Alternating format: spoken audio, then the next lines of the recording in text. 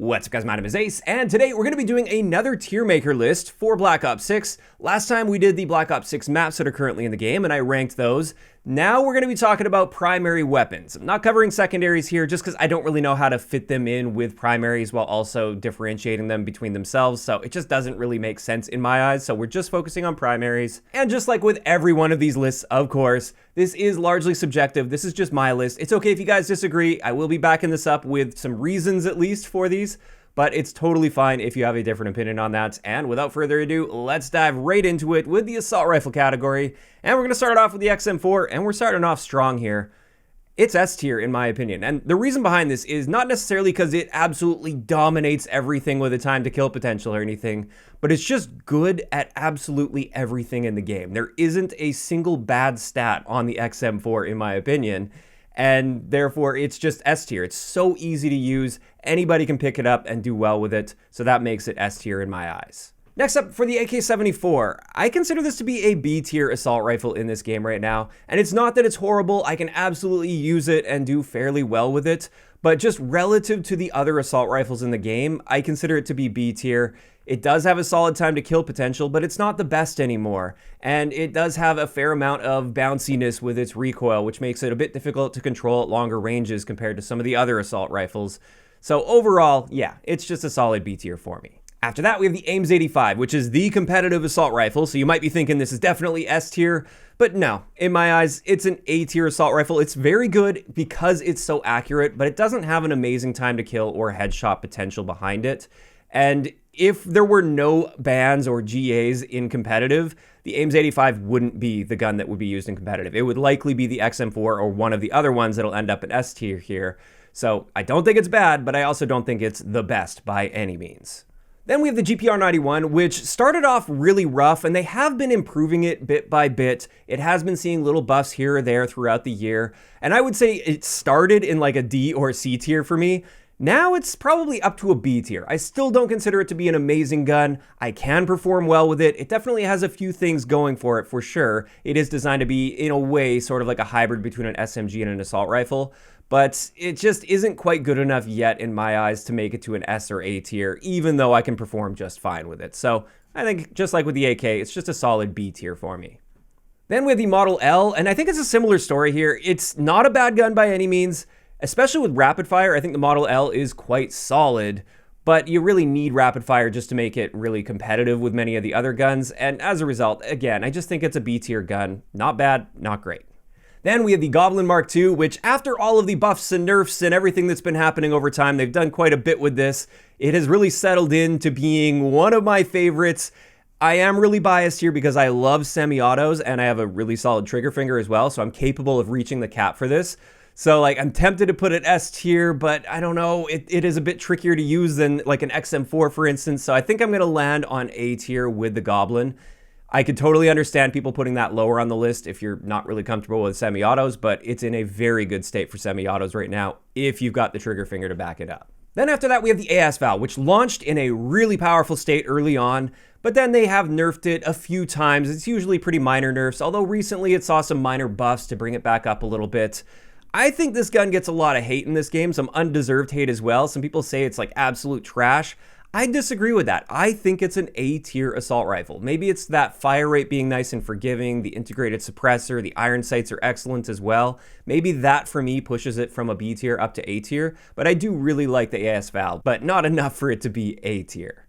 Then after that, we have the Krieg C, which again, this one launched in a really good state, but it did get some nerfs, especially to its recoil, and they're very noticeable nerfs. So this I would have previously put as S or A tier, but I'm actually dropping it down to a B tier in my eyes. It's just that little bit of initial recoil that I struggle with this gun that I don't struggle with many of the guns that are higher up on the list. And just like with the Model L, GPR, AK, I can perform well with the Krieg. I just don't really like how it feels all that much, which drops it down to a B tier. After that, we have the Cypher. I know this one's going to be a little controversial. I don't like the Cypher. I'm actually going to put this one in a C tier. It's the only C tier assault rifle so far, at least. I know some people really do enjoy it, and with rapid fire, it's definitely a little bit better than the base. But I just find with this gun, it's got a very slow and unforgiving fire rate and a slow time to kill potential relative to the other assault rifles. And usually you see the opposite. Usually it's high risk, high reward. The way I see this gun is high risk, low reward. So I don't really like it relative to the others. I can play okay with it, but I really am just not a big fan of it by any means. Then we have the Kilo, which is basically just a different version of the AIM, so it's definitely got to be A tier. If the AIM's is A tier, the Kilo's A tier. They're very, very similar guns. They have literally the exact same fire rate and time to kill potential. They're both super accurate, and handling is pretty comparable, so yeah, that makes it A tier. Next, we've got the CR56 AMAX. I still think this is S tier, even after the recent, or somewhat recent nerfs. It wasn't super recent, but this definitely launched S tier. It got nerfed a bit. For a lot of people, they stopped using it. I still think it's amazing in multiplayer, so I am going to keep it as S tier. Very, very solid gun. The FFAR as well, especially with the long barrel, this thing is very dominant. I would say the long barrel is what makes this gun so dominant because it has a very buffed up long barrel compared to the other assault rifles. Without the long barrel, it's probably more like an A tier, maybe even still arguably S tier, but definitely as soon as you put long barrel on there, it's definitely an S tier gun. And that's pretty much it for assault rifles. Overall, they're quite good. There's no D tier assault rifle in the game. I can perform just fine with every one of these. Even the Cypher, I can hold my own just fine with it, even though I'm not a big fan of it. Now let's get into SMGs. The C9 is one of my favorites. I love it. It's S tier in my eyes. It's just nice, balanced, kills very quickly. Easy enough to handle the recoil. Yes, it's got that S-shaped recoil, but within the ranges where you should be using a C9, it's just fine. Plus now tac stance is ridiculously good on the C9, so S tier in my eyes. Same thing with the KSV. I've always been a huge fan of the KSV because it absolutely dominates up close and it holds its own just fine at mid-range. Once you start stretching those ranges out, it becomes quite a pea shooter, but as long as you keep yourself up close and play to the strengths of this, it's a very forgiving, very fast time to kill. I love the KSV. Then when it comes to the Tonto, I like this gun, but it is a very unforgiving gun due to the fire rate. And as a result, it's just not as consistent or competitive as some of the better SMGs out there. And also, the time to kill potential isn't ridiculously good with this, like you would typically expect with something that's very high risk. So kind of similar to the Cypher with that like high risk, but in this case, I'd say moderate reward rather than low reward. So I'm gonna put it as a B tier rather than a C tier because of that. Then for the PP919, I think that's an A tier in my eyes. I really like the versatility of this. It's fairly accurate for an SMG, has a solid range potential as well. Not the best time to kill in the SMG category, but still a very competitive time to kill. If you put rapid fire on that as well, you get an excellent time to kill value. And one of the things I really like about it is the fact that you get a very large magazine by default. So that makes it A tier in my eyes. Then we've got the Jackal PDW, which just like the Ames 85, it is the competitive SMG, but I do think that's largely because of the other restrictions that are in play. I don't think the Jackal's bad. I think it's a very versatile and easy to use SMG. But I also, in my eyes at least, I don't consider it to be S tier. I consider it to be an A tier SMG. It's very good, just not really dominant in my eyes. If you get up close and personal with a C9 or KSV, the Jackal gets destroyed. At range, yeah, the Jackal can beat those out, but then it's losing to assault rifles, so it's got some versatility, but not a whole lot of just raw power and dominance. Then for the Compact 92, I really enjoy it. It is very dominant up close with that super fast rate of fire, also really forgiving because of that fast rate of fire. But at longer ranges, that holds it back. It can't stretch its ranges out as well as some of the other SMGs out there. And so I think it's a solid A tier as well. Not quite as versatile in my hands as a KSV or the C9 or the Jackal for that matter, but it's more dominant than the Jackal, so I think it still deserves a spot next to the Jackal on the A tier. Then after that, we have the SOG, which is an excellent, versatile SMG. I really like the fact that you can make this extremely fast as well. It used to be the fastest movement speed in the game for a non-melee weapon, at least. That has been dethroned by the PPSH, but I still prefer my SOG build that's built for speed over my PPSH build. And as a result, I'm actually putting this as an S tier. It's just really good at getting around very quickly. It's got essentially no downsides, aside from the fact that it does deal fairly low damage, but it compensates for that with a high fire rate, which you could also argue is nice and forgiving. And to top that off, it comes with a larger than normal magazine capacity at 36 by default. So that puts the SOG up there for me. I actually prefer that over like the Jackal or the Compact, for instance. Then we've got the PPSH-41, which is solid. It's not a bad SMG. However, I really don't like the recoil on it, and there's just something about how it handles that I'm not the biggest fan of. It's a very good SMG, but not amazing, not up there, and honestly, probably more like a B tier in my eyes at least. I think part of the reason I'm a little bit salty and dropped it down to a B tier is the fact that we don't get that 71 round drum mag when you put the drum mag on it. So yeah, I know that pushes it down a little bit when maybe it should actually be more like an A tier, but that combined with the recoil pushes it down to B tier in my eyes. Now after that, we've got the Ladra, which I enjoy. I think it's a really solid gun, super high fire rate and surprisingly accurate when considering that fire rate. But I don't know if I'd quite call it S tier in my eyes. I guess I am kind of on the fence between S and A tier. At the end of the day, I am going to place it in A tier, but this would be like A tier and a half in my eyes.